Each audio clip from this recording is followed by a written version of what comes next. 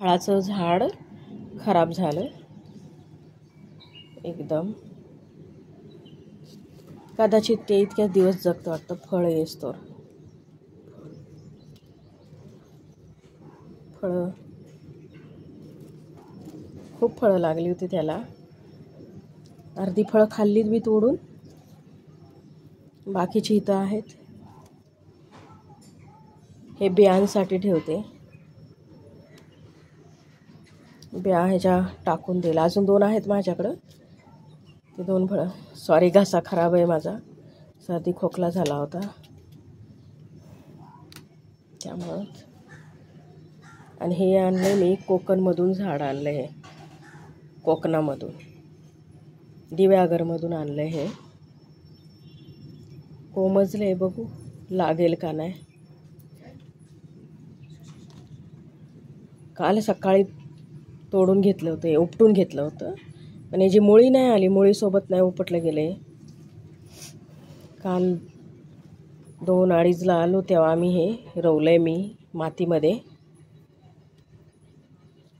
बघूया येते का. आणि त्याचसोबत अजून एक रोप मिळालं होतं मला, कदाचित ते पेरूचं असेल. हे रोप लावलेलं आहे मी. तर मी घेऊन आले. कुठलं रोप आहे मोठं झाल्यावरच कळन, पण दिसण्यावरनं ते पेरूचं दिसतंय. मी त्याचं पानाचा पण सुगंध अजून घेतलेला नाही काढून. बघू आता थोड्या दिवसांनी काय होतंय. त्याच्याबरोबर ते 2 रोपं आणली मी दिव्यागरवरून. 3 दिवसाचं पाणी घालून गेले होते मी झाडांना. जरा जरा कोमजलीत, खूप काय फरक नाही पडला. भरपूर पाणी होतं 3 दिवसाचं पाणी टाकल्यामुळं त्याला. काय होतंय, पाऊस पडून सुद्धा हे झाडं एकदम सुकून जात आहेत. त्याची माती एकदम सुकून जाते.